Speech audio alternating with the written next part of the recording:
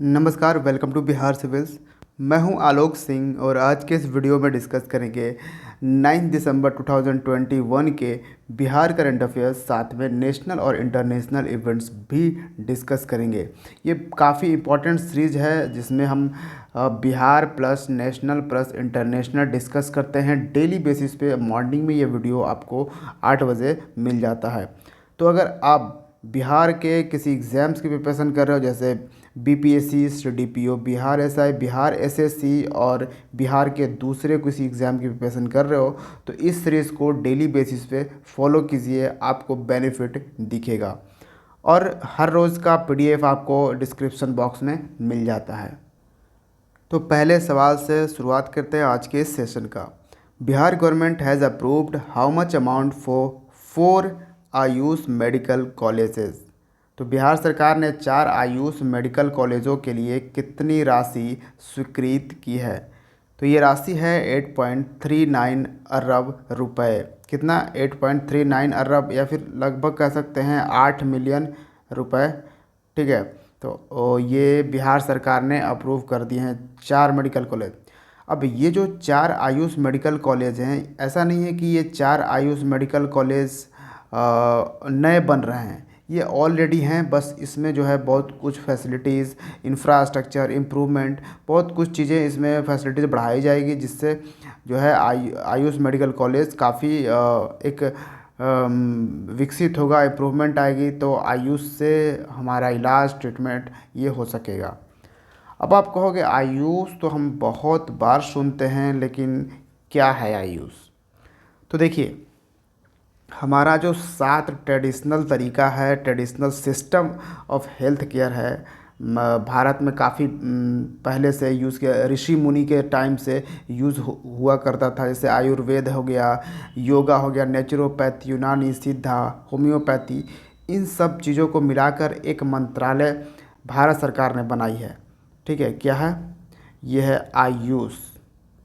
यहाँ पे आप आयुर्वेदा, योगा एंड नेचुरोपैथी, यूनानी, सिद्धा और होम्योपैथी, तो 7 ट्रेडिशनल हेल्थ केयर सिस्टम है।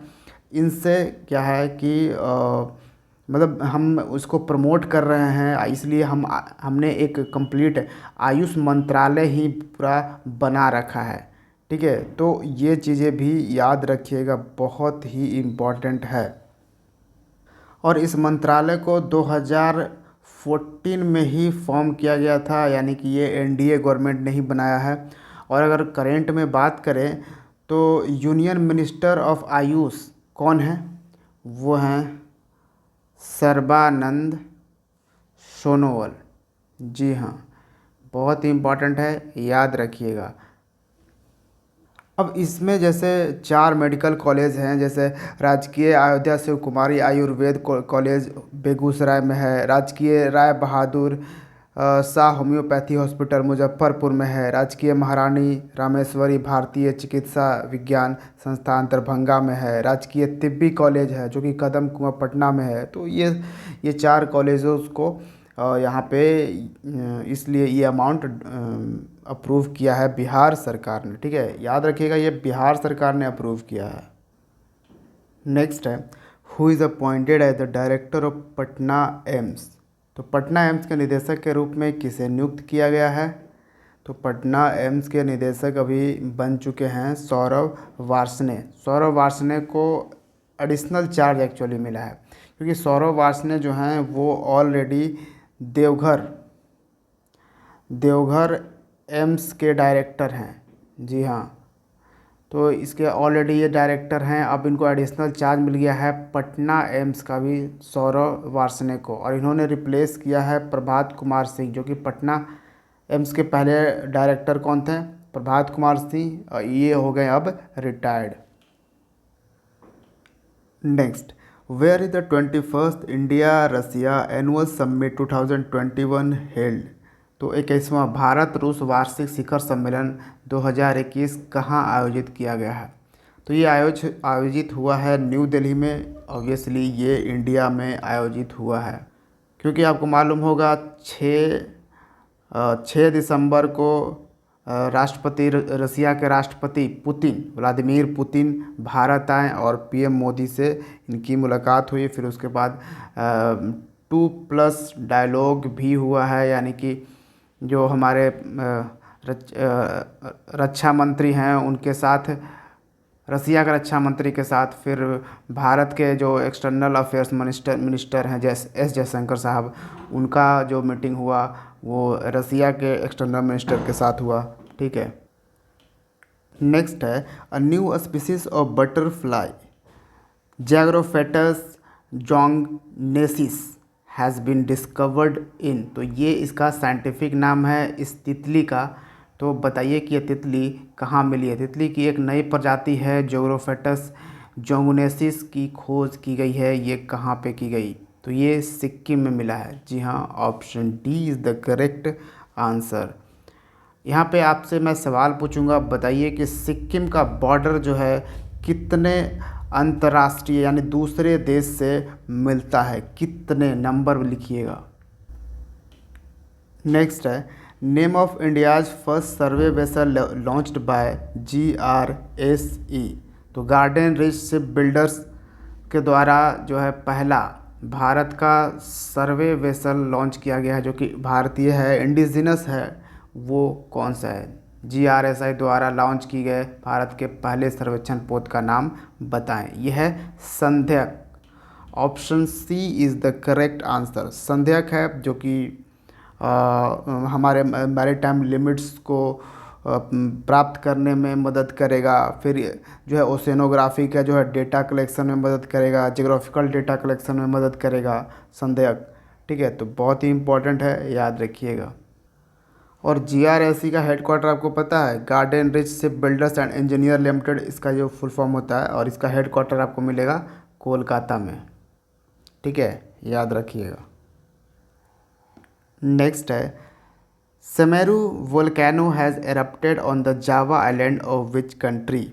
तो सेमेरू ज्वालामुखी किस देश के जावा द्वीप पर फूटा है? तो ये जो वोल्केनो है सेमेरू वोल्केनो, वो कहाँ पे? तो पहले तो ये जो सेमेरू है, सेमेरू माउंटेन कहाँ पे है? इंडोनेशिया में। Option B is the correct answer.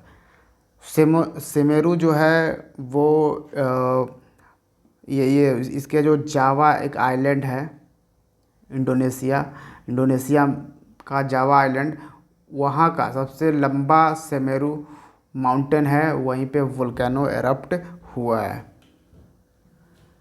Next है Eileen Ash has passed away recently, who was C. तो हाल ही में एलिन एश का निधन हुआ, वो कौन थी? तो एलिन एश एक क्रिकेटर थी। Option A is the correct answer. ये इंग्लैंड के तरफ से खेलती थी, इंग्लैंड की तरफ से क्रिकेटर थी।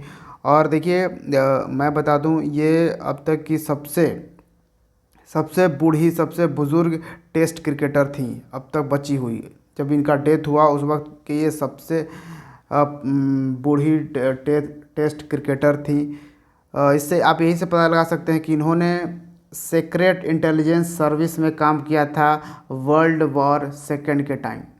वर्ल्ड वॉर सेकेंड के टाइम ये सीक्रेट इंटेलिजेंस सर्विस के तौर पर भी काम किया है एलिन एश ने, और ये अब तक जिंदा थी। हाल ही में इनका डेथ हो गया है। ये इंग्लैंड की क्रिकेटर थी।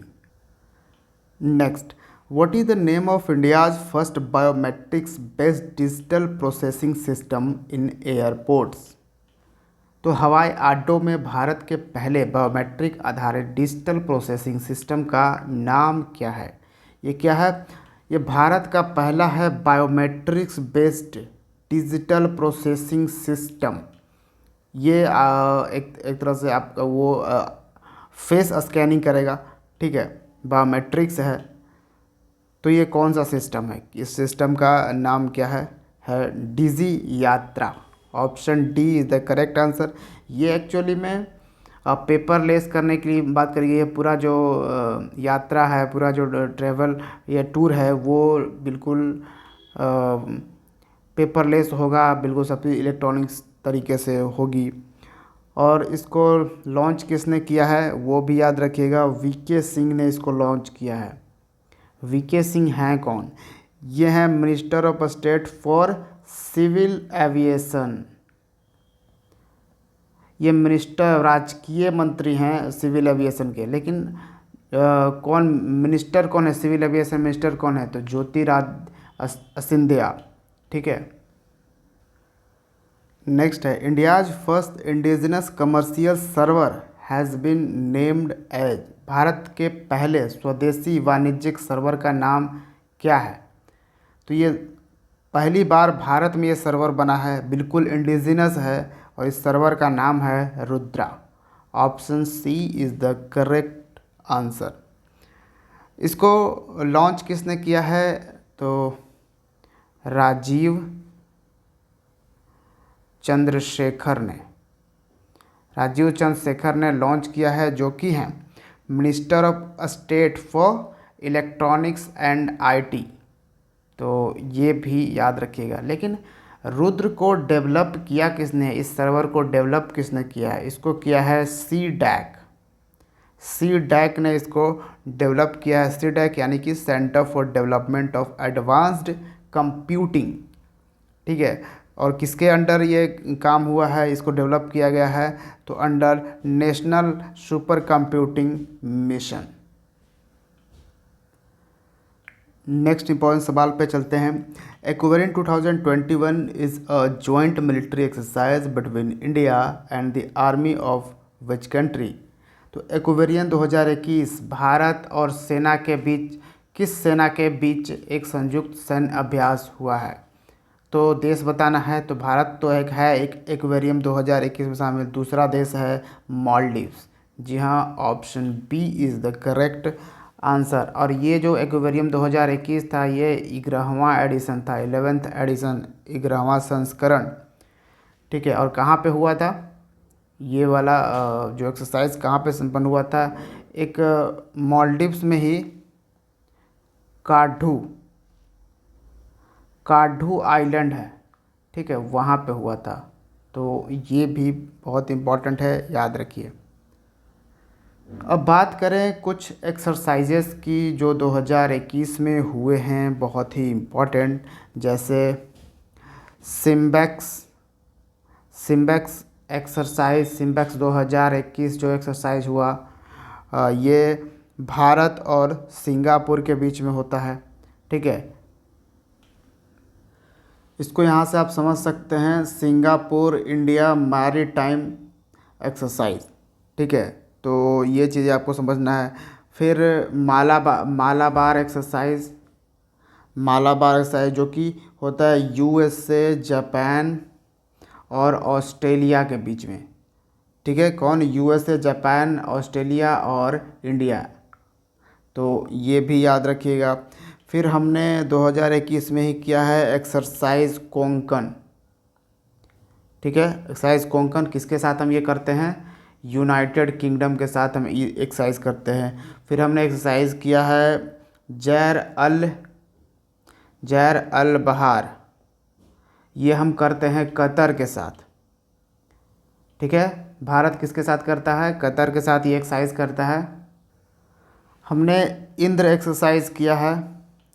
एक्सरसाइज किया किसके साथ? रसिया के साथ हम करते हैं ये एक्सरसाइज। फिर जायद तलवार एक्सरसाइज हमने 2021 में भी किया है, और ये हम करते हैं यूएई के साथ ये एक्सरसाइज करते हैं। बहुत ही इम्पॉर्टेंट है, याद रखिएगा। एक इम्पॉर्टेंट एक्सरसाइज है अल मोहेद अल हिंदी। ठीक है। अल मोहेद और अल हिंदी ये हम करते हैं सऊदी अरबिया के साथ ये एक्सरसाइज। किसके साथ? सऊदी अरबिया के साथ ये एक्सरसाइज हम करते हैं। एक वरुणा एक्सरसाइज है।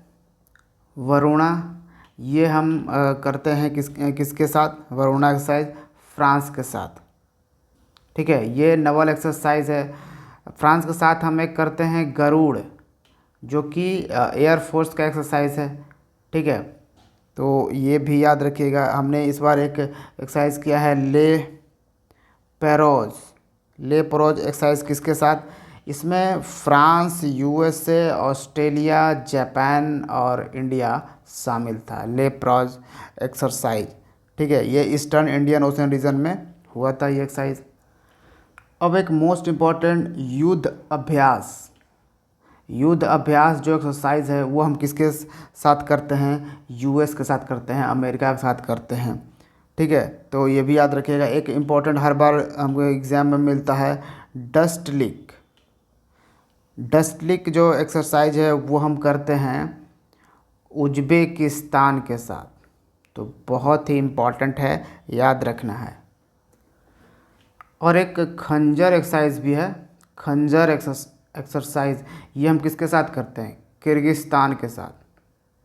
ठीक है, याद रखिएगा। चलिए, तो नेक्स्ट सवाल हम करते हैं अब। Which state government has tied up with SFI to develop swimming ecosystem? SFI क्या है? SFI है स्विमिंग फेडरेशन ऑफ इंडिया। तैराकी पारिस्थितिकी तंत्र विकसित करने के लिए किस राज्य सरकार ने SFI यानी कि स्विमिंग फेडरेशन ऑफ इंडिया के साथ समझौता किया है? तो किस राज्य सरकार ने? उड़ीसा गवर्नमेंट ने। आपको पता होगा उड़ीसा गवर्नमेंट जो नवीन पटनायक हैं CM, वो स्पोर्ट्स में उनका काफ़ी दिलचस्पी है। जैसे इस बार के विमेन हॉकी टीम को उन्होंने ही सपोर्ट किया था फाइनेंशियली, तो काफ़ी स्पोर्ट्स को प्रमोट करते हैं अपने स्टेट में भी, क्योंकि वो खुद भी एक स्पोर्ट्स पर्सन रहे हैं नवीन पटनायक। तो ये आपको याद रखना है। एंड ऑब्वियसली बिहार के CM ऑब्वियसली सिविल इंजीनियर रहे हैं, तो आपको वो रोड्स बनाते हुए आपको दिख ही रहे होंगे। उड़ीसा में आपको काफ़ी इंपॉर्टेंट नेशनल पार्क मिलेंगे। सिमलीपल नेशनल पार्क, और आपको मिल जाएगा भितरकनिका नेशनल पार्क। जी हाँ, भितरकनिका नेशनल पार्क और सिमलीपल नेशनल पार्क आपको उड़ीसा में मिलेंगे, तो बहुत ही इम्पोर्टेंट है, याद रखिएगा। नेक्स्ट है, when is armed forces flag day observe? तो सशस्त्र सेना झंडा दिवस कब मनाया जाता है? तो सशस्त्र सीमा झंडा दिवस मनाया जाता है 7 दिसंबर को। Option D is the correct answer. और यहाँ पे थोड़ा मैं एक मेंशन करना चाहूँगा कि कल ही हमारे CDS विपिन रावत का निधन हो गया है।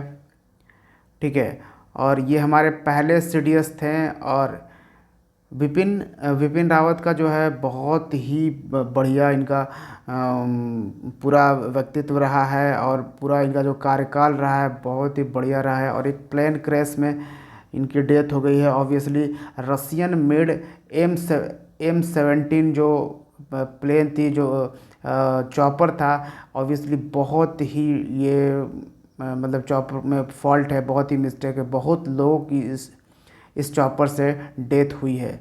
ठीक है, तो ये भी एक चीज़ याद रख सकते हैं। तो वीडियो लाइक ज़रूर कीजिएगा। मैं देखता हूँ आप लोग वीडियो लाइक नहीं करते, ये तो गलत बात है, यही तो हमारा मोटिवेशन है। ठीक है, तो वीडियो ज़रूर लाइक कीजिए, इससे हमारा थोड़ा हेल्प हो जाता है। Thank you for watching Bihar civils. See you in the next video. जय हिंद।